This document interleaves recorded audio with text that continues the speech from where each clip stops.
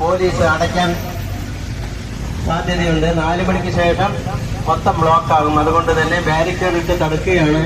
തിരിച്ചു പോകാൻ ഉദ്ദേശിക്കുന്ന ഭക്തജനങ്ങൾ കഴിയുന്നതും വേഗം പള്ളിയുടെ മുൻഭാഗത്ത് നിന്നും മറ്റ് ഭാഗങ്ങളിലേക്ക് മാറി നിൽക്കണമെന്ന് അറിയിക്കണം. കാരണം റോഡ് ബ്ലോക്ക് ചെയ്യാൻ പോകും.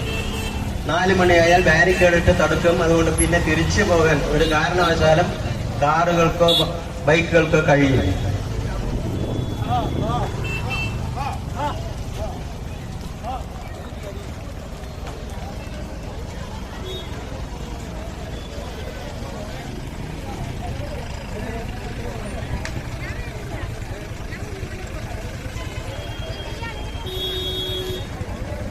കാളകൾ വരുന്നുണ്ട്. കാളകളെ പതുക്കെ കൊണ്ടുപോകണമെന്ന് അറിയിക്കുന്നു. അലുവ സ്റ്റാളുകളുടെ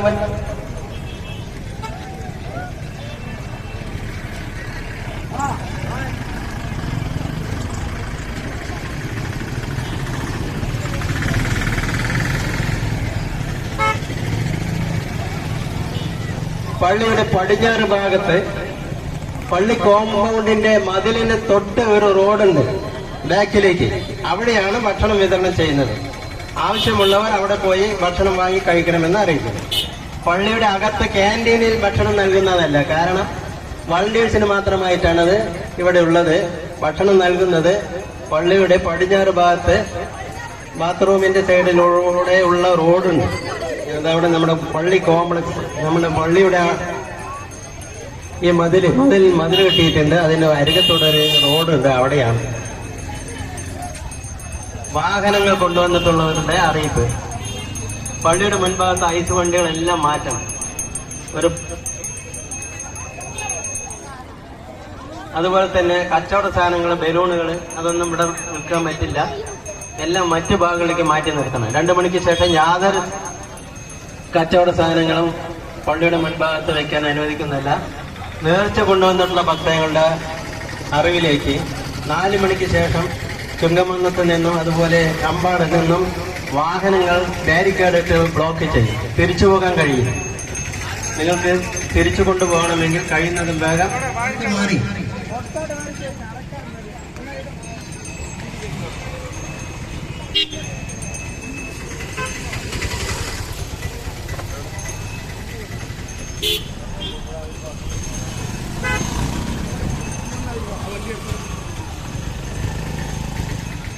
വാഹനങ്ങൾ കൊണ്ടുവന്നിട്ടുള്ള